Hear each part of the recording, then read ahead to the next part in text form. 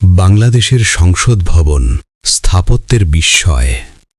ঢাকার বুকে দাঁড়িয়ে আছে এক নীরব মহাকাব্য। কংক্রিট, আলো, জ্যামিতি আর পানির অপূর্ব সমন্বয়ে গড়ে উঠেছে এমন এক স্থাপত্য যা শুধু একটি ভবন নয়, এটি একটি জাতির ইতিহাস, এটি একটি জাতির গণতন্ত্র, এটি একটি জাতির স্বপ্ন। এই মহাকাব্যের নাম জাতীয় সংসদ ভবন।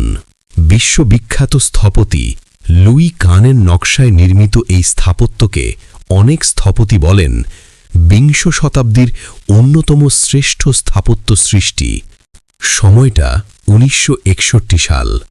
তৎকালীন পূর্ব পাকিস্তানের জন্যে একটি নতুন আইনসভা ভবন নির্মাণের পরিকল্পনা করা হয়।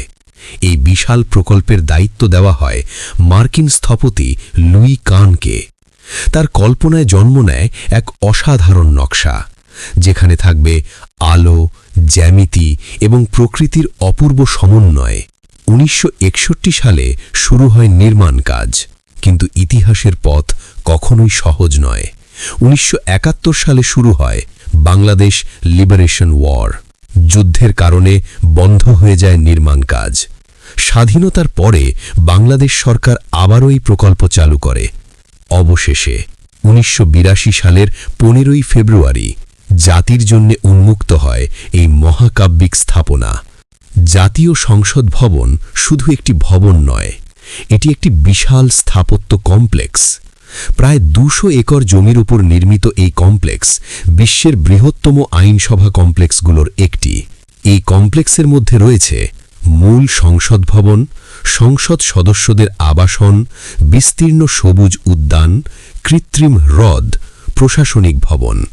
সব মিলিয়ে এটি যেন একটি সম্পূর্ণ স্থাপত্য নগরী।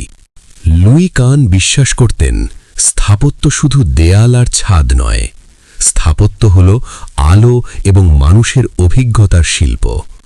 সংসদ ভবনের দেয়ালে আপনি দেখবেন বিশাল জ্যামিতিক আকৃতি, বৃত্ত, ত্রিভুজ, আয়তক্ষেত্র।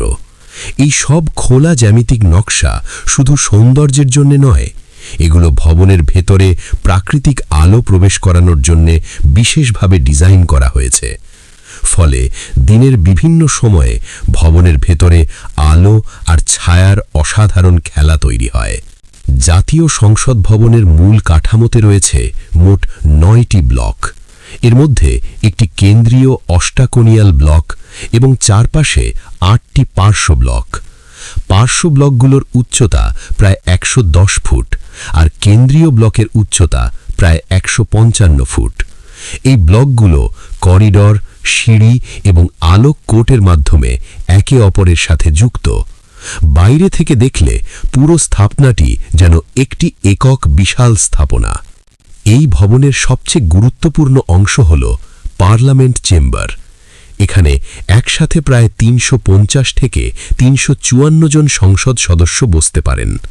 এই কক্ষের ছাদ তৈরি করা হয়েছে একটি বিশেষ প্যারাবোলিক শেল রুফ দিয়ে।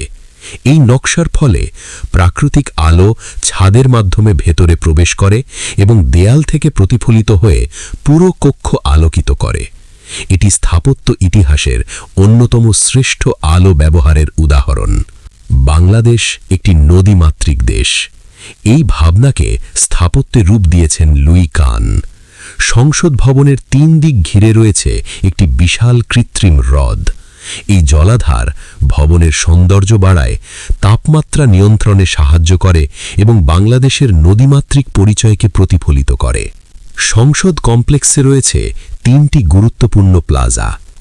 মেইন প্লাজা, এখানেই অবস্থিত সংসদ কক্ষ। সাউথ প্লাজা, এটি মূল প্রবেশদ্বার। প্রেসিডেন্সিয়াল প্লাজা, এটি অতিথি এবং বিশিষ্ট ব্যক্তিদের জন্য বিশেষ স্থান। বাংলাদেশের জাতীয় সংসদ ভবন শুধু দেশের গর্ব নয়, এটি আন্তর্জাতিক স্থাপত্য জগতেও অত্যন্ত সম্মানিত। ১৯৮৯ সালে এই স্থাপত্য লাভ করে Aga Khan award for architecture. বিশ্বের অনেক স্থপতি এটিকে বিংশ শতাব্দীর অন্যতম গুরুত্বপূর্ণ স্থাপত্যকর্ম হিসাবে বিবেচনা করেন। একটি দুঃখজনক সত্য হল এই অসাধারণ স্থাপনার নির্মাণ শেষ হবার আগেই মারা যান স্থপতি লুই কান। 1974 সালে তিনি পৃথিবী ছেড়ে চলে যান। তার স্বপ্নের এই স্থাপনার পূর্ণতা তিনি কখনোই দেখেননি, কিন্তু তার রেখে যাওয়া নকশা আজও দাঁড়িয়ে আছে একটি জাতির ইতিহাস হয়ে। ঢাকার আকাশের নিচে দাঁড়িয়ে থাকা জাতীয় সংসদ ভবন শুধু একটি সরকারি স্থাপনা নয়, এটি গণতন্ত্রের প্রতীক, জাতীয় গৌরবের প্রতীক এবং স্থাপত্য শিল্পের এক অনন্য বিস্ময়। বিশ্বের মানচিত্রে বাংলাদেশকে নতুন পরিচয় তুলে ধরেছে এই অসাধারণ স্থাপত্য মহাকাব্য, জাতীয় সংসদ ভবন।